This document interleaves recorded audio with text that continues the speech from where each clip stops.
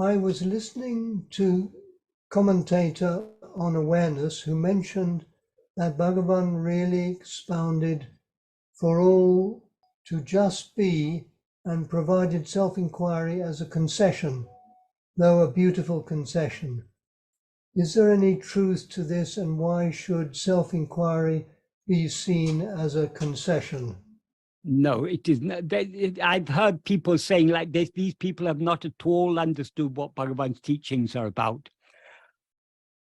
Our real nature is pure being.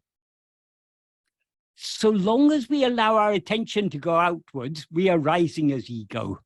If we want to remain as pure being, we have to hold on to our being. By holding on to our being, this rising ego will subside and merge back into the pure being that we actually are. So self-investigation is the means by which we remain as we actually are. So it's not a concession. That is the, but Bhagavan makes it, I mean, people who say this, they really have not a clue what they're talking about. If they were to pay any attention to what Bhagavan writes in works like Uladu, Napadu, Nana, and so on, they wouldn't speak in this way. Bhagavan's teachings are all centered around this, the need for this practice. We can say the very purpose of Bhagavan's appearance in this world, appearance in human form, was just to tell us this, to turn within. And this is, Bhagavan said, this is what Arunachala taught him. Tirumbiya handane dinamaha kankan teriyam and dranaya Arunachala. Bhagavan sings in Aksharamalai. That is Tirumbiaham, turning within. Tane dinam aha kankan. See yourself daily with the inner eye. Teriyam, it will be known. And dranayan Arunachala. Thus you told me my Arunachala. So what Arunachala obviously didn't say that in words, because Arunachala amounted. What Arunachala taught Bhagavan in silence, Bhagavan teaches us in words.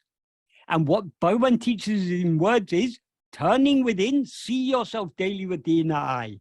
So anyone who says that, I know one or two people who like to say this. Bhagavan has taught in so many ways. For example, in verse 22 of Uladu Napadu, he says, how is it possible to measure the Lord who shines within the mind, giving light to the mind, except by turning the mind within and drowning it within the Lord? So there Bhagavan says there's no other way. I mean, he clearly implies there's no other way. Likewise, in verse 27, he says, Nanodiyada ullanilai, the state in which I does not rise, in the state in which we are that. Sorry, I'll just get the verse. I say, I'll first read 22. I'll read exactly as, except by turning the mind back within, completely, and thereby completely immersing it in God, who shines within that mind, giving light to the mind, how to fathom God by the mind, consider. So that's a rhetorical question, but the clear implication is, but we cannot know God except by turning the mind back within. Because God is always shining in the mind, giving light to the mind. God means our own real, our own real nature. That's always shining in our mind as the pure awareness I am, giving light to the mind. So except by turning the mind back within and thereby drowning it, merging it, completely immersing it in him, how is it possible to fathom him, to know him? That's verse 22. And in verse 27, he asks a similar rhetorical question with the same implication. Nanu diyada ullanilai, namaduvai ullanilai. The state in which one exists without rising, without I rising, is the state in which we exist as that.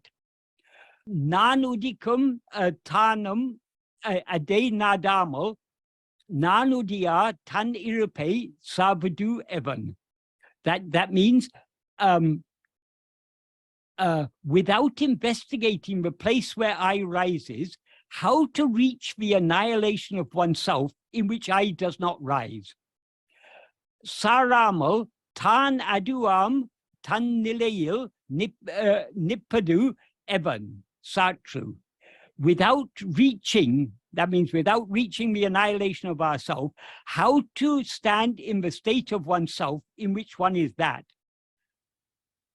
Say.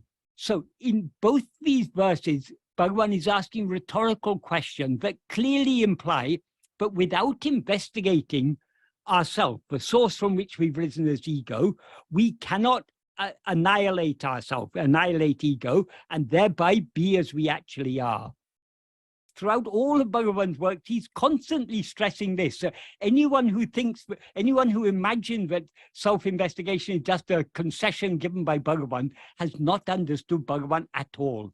He's not even willing to understand Bhagavan, because if they're, I know one person who says this, someone who's been living many years in Ramanashram, someone who is a Tamilian, so is able to read these things in Tamil. Still they are saying this. It just shows their lack of willingness to follow the path shown by Bhagavan.